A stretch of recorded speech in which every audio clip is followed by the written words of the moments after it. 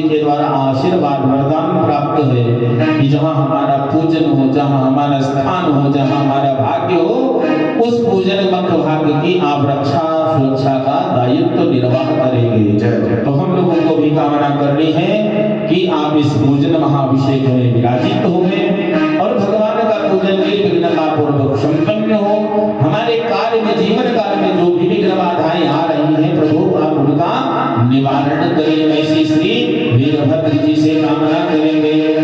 महावीरो भद्रा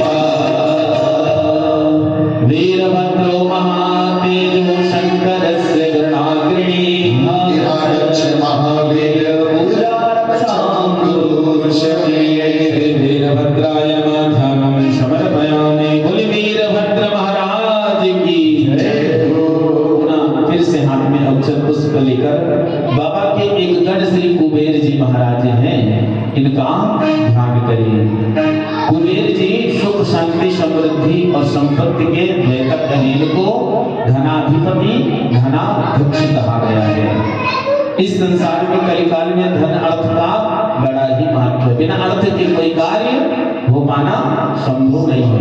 तो हम सभी लोग कामना करेंगे कि जो अर्थागमन हो रहा है, धन का आगमन हो रहा है, वह धन चिरकाल अधिक समय तक हमारे पास संरक्षित सुरक्षित रहे और जो अप्राप्त लक्ष्मी है वह कुबेर जी की कृपा से शीघ्रता से प्राप्त हो गए और उस धन से हमारे परिवार का धर्म का लालन पालन वृद्धि हो। ऐसी श्री कुबेर जी से स्थित लक्ष्मी की कामना करेंगे।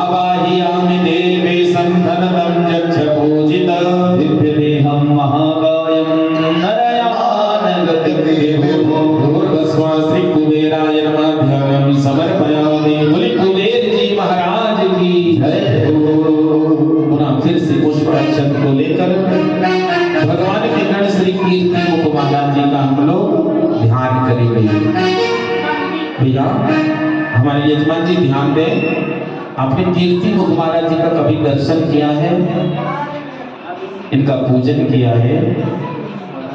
नहीं, प्राय हम सभी लोगों ने कीर्ति मुख जी का दर्शन किया। ये बाबा के गढ़ हैं और बाबा के द्वारा इनकी उत्पत्ति हुई और बाबा के द्वारा इनको आशीर्वाद वरदान मिला। जो हम लोग घर के द्वार के बाहर एक काले रंग का मुख की आकृति का कलश लगाते हैं, यह कीर्ति मुख भगवान है। आज समय के अनुसार इनकी जो है आकृति में विकृति आ गई है, तो हम लोग इनको नजर का कलश कहते हैं। आप किसी प्राचीन मंदिर देवालय जाएंगे तो द्वार पर सिंह की आकृति की मुख आकृति बनी है, वहाँ कीर्ति मुख भगवान है। इनका दर्शन करने से किसी प्रकार की विघ्न बाधाएं प्रविष्ट नहीं होती हैं और इनका घर में पूजन करने से जिन घर में इनका चित्र लगा होता है उसमें धन धान सुख शांति समृद्धि भगवती अन्नपूर्णा मैया वास करती हैं। तो इनसे कामना करनी है कि इस घर में अन्न धन भंडारे सदैव भरे रहे। मुखे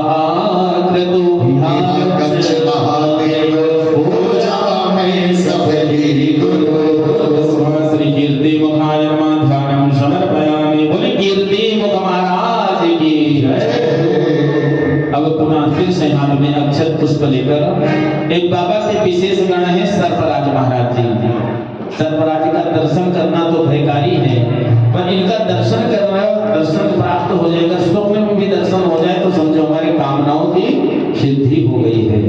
विशेषता है कि ये बाबा के गले में, कंठ में बलई के माला के रूप में स्वरूप को फन को फुलाकर बाबा की अद्भुत छटा स्वरूप को वृद्धि प्रदान करते हैं। विशेषता कि हलाहल रस विष का पार करने वाले भगवान आशुतोष जी अपने कंठ में विष को धारण कराया तो नीलकंठ कहलाए हैं। उसी तरह सर्पराज जी भी अपने कंठ में विष को गरल को धारण करते हैं और इनसे हम लोगों को कामना करनी है कि प्रभु विषय के काल से हमारी रक्षा करें।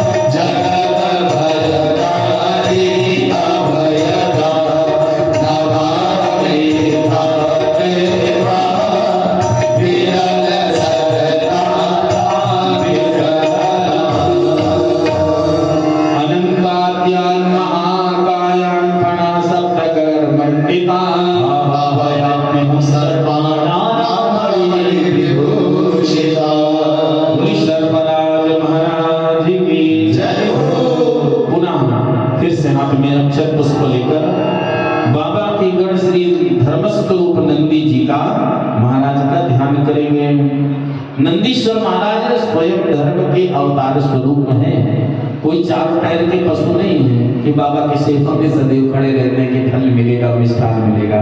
नहीं, ये बाबा की दया दृष्टि है कि भगवान नंदी जी को अपने अंग शंख विराज करते हैं। आपने देखा होगा कि जहाँ भगवान शिव जी का देवालय शिवालय हो, भगवान शिव जी का लिंग विराजित है, वहाँ नंदीश्वर अवश्य विराजित है। ऐसा हो सकता है कि भगवान गणेश जी ना हो, मैया ना हो, पर ऐसा संभव नहीं है कि नंदी जी ना हो। आप देखेंगे हमारे भारत के न्यायालय में एक मामला जो है विचाराधीन है मुकदमा, वहाँ काशी विश्वनाथ का।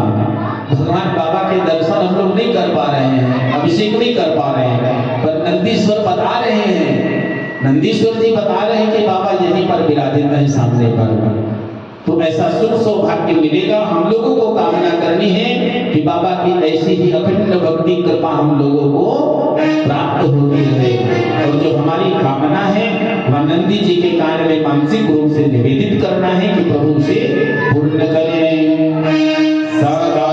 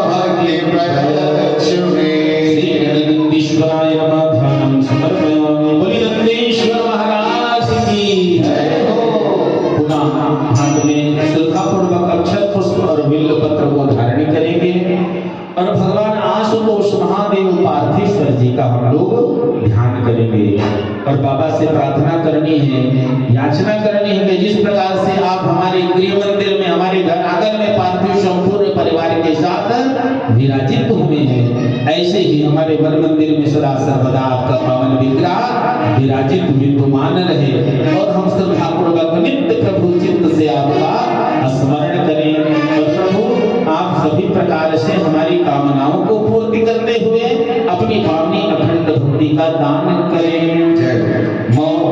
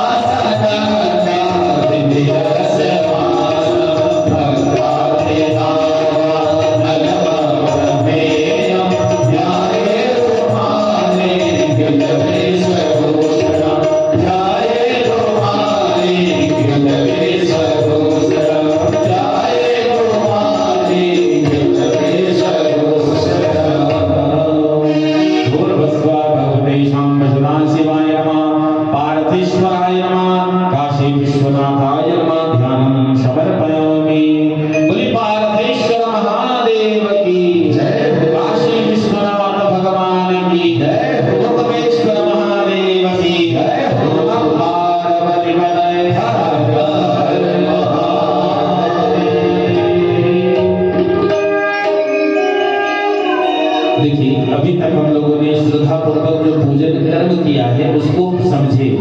अगर हम किसी चीज को, किसी विधान, किसी कार्य को समझ जाएंगे या उसका स्क्रैच हमें पहले से मिल जाएगा तो हमें उसको कार्य करने में आगे थोड़ा सुगमता